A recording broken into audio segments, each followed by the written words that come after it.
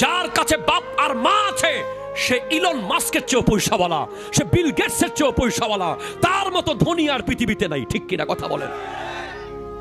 কেন? কারণ বাপ মা যখন বেঁচে আছে তার ঘরে দুইজন ওলি আছে, তার ঘরে আল্লাহর কাবা ঘর আছে। তাদের দিকে তাকাইলেই হজের সওয়াব, তাকাইলেই হজের সওয়াব।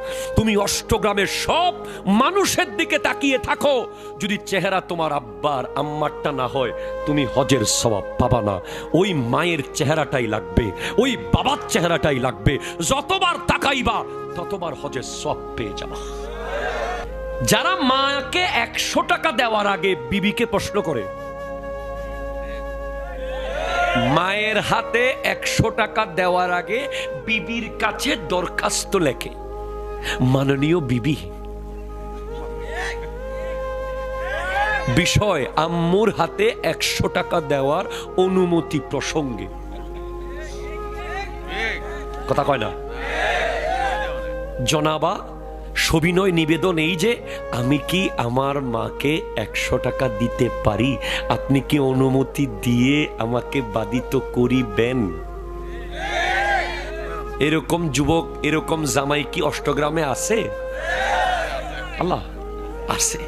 আচ্ছা আসুক, আসুক, তাহলে আসুক, আসেন। 100 টাকা মায়ের হাতে দেওয়ার আগে, 500 টাকা বাবাকে দেওয়ার আগে যে চিন্তা করে যে আমি কেন দেব, আমার বড় ভাই আছে না, আমার মেজো ভাই আছে না, সব আমি কেন, প্যারাসিটামল আমি কেন, ওষুধ আমি কেন, ডাক্তার আমি কেন, তাকে বলি ওরে বেটা, ওয়াইসুল করণী নবীজির আমলে পৃথিবীতে ছিল, উপস্থিত ছিল, এরপরেও সাহাবা হতে পারে নাই। কারণ ঈমান ছিল, নবীজিকে দেখতে পারে নাই কপালের চোখে। দেখতে পারলো না কেন? বারবার যেতে চেয়েছে। আমার নবী বলেছে আসিস না, তোমার মায়ের খেদমত করো, তোমার মায়ের খেদমত করলে আমি নবী রাজি হয়ে যাব। তাইলে ওয়াইসুল করণী সাহাবা হওয়াকে স্যাক্রিফাইস করেছে মায়ের জন্য। তুমি 100 টাকা দিতে পারো না? তুমি 500 টাকার একটা নোট দিতে পারতেছো না? আর ওয়াইসুল করণী গোটা সাহাবিয়তকে ত্যাগ করেছে মাকে রাজি করার জন্য, বাবাকে রাজি করার জন্য।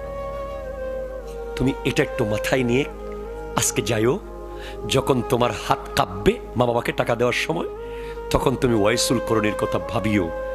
শুধু মায়ের সেবা করার জন্য সাহাবী হতে পারে নাই, বিনিময় পেল কি? আমার নবী হযরত ওমরকে আর হযরত আলী রাদিয়াল্লাহু